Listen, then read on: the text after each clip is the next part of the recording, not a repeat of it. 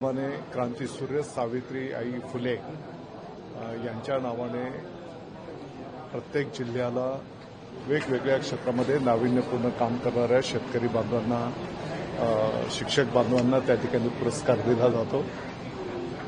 मला वाटतं की दादा आता पुराचे शेतकऱ्यांच्या संदर्भात बोलत होते. आज या ठिकाणी राज्याच्या 111 शिक्षक बंधू भगिनींना त्या ठिकाणी पुरस्काराने सन्मानित करण्यात आलेलं आहे. आता ही वस्तुस्थिती आहे की 5 सप्टेंबरला हा पुरस्कार संपन्न होत असतो, परंतु काही कारणास्तव चालू वर्षाला आज आपण हा पुरस्कार त्या ठिकाणी संपन्न केलेला आहे. माननीय मुख्यमंत्री महोदय यांनी व्हिडिओ माध्यमातून शुभेच्छा दिलेल्या आहेत. माननीय उपमुख्यमंत्री महोदयांनी पण या ठिकाणी शुभेच्छा दिलेल्या आहेत. माननीय अजितदादा पवार साहेब, माननीय विधानसभेचे अध्यक्ष महोदय प्रत्यक्ष उपस्थित होते. परंतु सर 5 सप्टेंबरला हा पुरस्कार घेणं अपेक्षित होतं. 17 दिवस उशीर बोललो ना, अजित पवारांनी देखील त्या संदर्भात मी बोललो ना की 5 सप्टेंबरला हा पुरस्कार दर शिक्षक दिन म्हणून आपण त्या दिवशी साजरा करतो.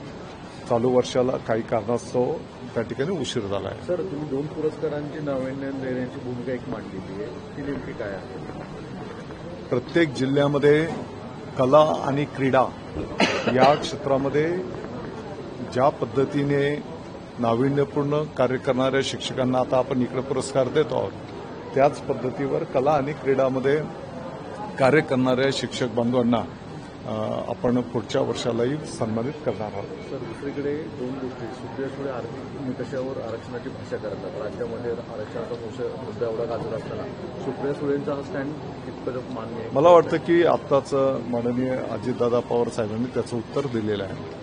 दुसरं की सगळ्या याच्यामध्ये मनसे आणि उभाटा एकत्रित येऊन त्यांचे 50-50% जागा दिल्या जातील असं म्हटलं जातं. याचा अर्थ काँग्रेस एक्झिट होईल, उद्धव ठाकरे महाविकास आघाडीतनं बाहेर पडतील? तो त्यांच्या महाविकास आघाडी अंतर्गतचा विषय. त्यांनी काय निर्णय करणं हा त्याचा विषय आहे. साहेब, त्यांनी काही निर्णय केले तरी महायुतीचा भगवा झेंडा मग मुंबई महानगरपालिकेच्या पासून तर अनेक महानगरपालिका असतील, नगरपालिका असतील, जिल्हा परिषद, पंचायत समितींवर त्या ठिकाणी निश्चितपणे फडकेल. उपमुख्यमंत्री एकनाथ शिंदे यांनी मंत्र्यांना, पदाधिकाऱ्यांना सूचना दिलेल्या आहेत की रस्त्यावर उतरून काम करा, ग्राउंडवर, आणि संघटनात्मक जबाबदारीकडे अधिक लक्ष देण्याची भूमिका मांडली. उपमुख्यमंत्री एकनाथ शिंदेंनी सूचना दिलेल्या आहेत. नाही, शिंदे साहेबांनी असं म्हणलेलं आहे की अनेक मंत्र्यांना तुम्ही प्रशासकीय कामकाज तर आवर्जून बघाल, पण त्याचवेळी संघटनात्मक कामांकडे आवर्जून लक्ष देणार. नाही, निश्चितपणे गेल्या काही महिन्यांच्या पासून प्रत्येक मंत्र्यांवर पण त्या ठिकाणी पक्षाच्या संघटनात्मक पण जबाबदारी माननीय उपमुख्यमंत्री महोदय एकनाथजी शिंदे साहेबांनी शिवसेनेचे मुख्य नेते म्हणून त्या ठिकाणी दिलेली आहे आणि आम्ही सर्वजण त्याचं पालन करतो आहोत. प्रत्येक भागामध्ये शिवसेनेचं संघटन येणाऱ्या काळामध्ये निवडणुकींना महायुतीच्या माध्यमातून सामोरं जाणं, शिवसैनिकांची नोंदणी हे उपक्रम सुरू आहे. साहेब, गेल्या काही आठवड्यापासून संजय राऊत हे मुद्दाहून दिघे साहेबांवर बोलत आहेत. तुम्ही अत्यंत जवळचे त्यांचे होतात. ठाण्यातलं राजकारण तुम्हाला पोस्ट न पोस्ट सगळी माहिती आहे अंतर्गत. तरी सुद्धा वेगवेगळे संदर्भ देऊन संजय राऊत यांना काय साध्य करायचं आहे, त्यांचा रोख हा सगळ्यात जास्त एकनाथ शिंदेकडे दिसतोय. बघा, त्यांनी इतिहास मोडून तोडून मांडला असं त्यांचं मत आहे.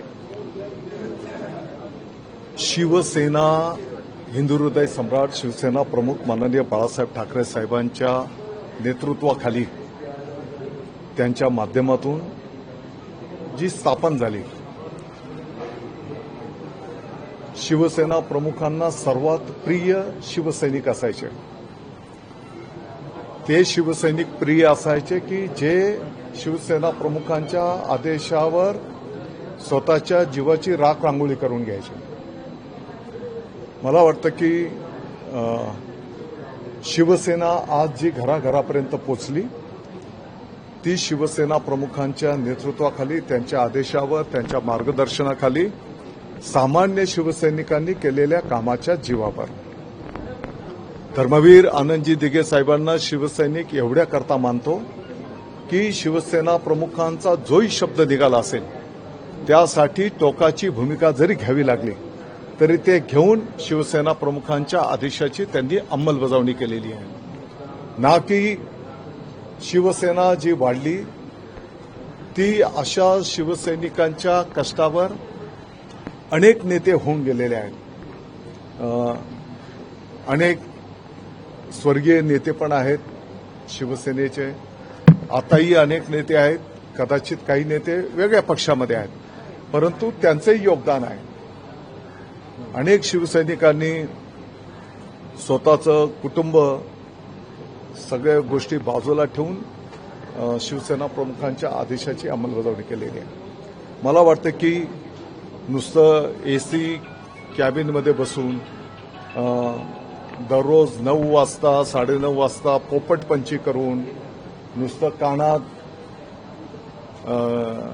काही चुकीचं मार्गदर्शन करून टिळा कोणाचा लावायचा, भाकरी कोणाची खायची, चाकरी कोणाची करायची, अशांच्या जीवावर शिवसेना उभी नाही राहिलेली. आणि म्हणून बोलणाऱ्यांना मला वाटतं की एवढं काफी आहे.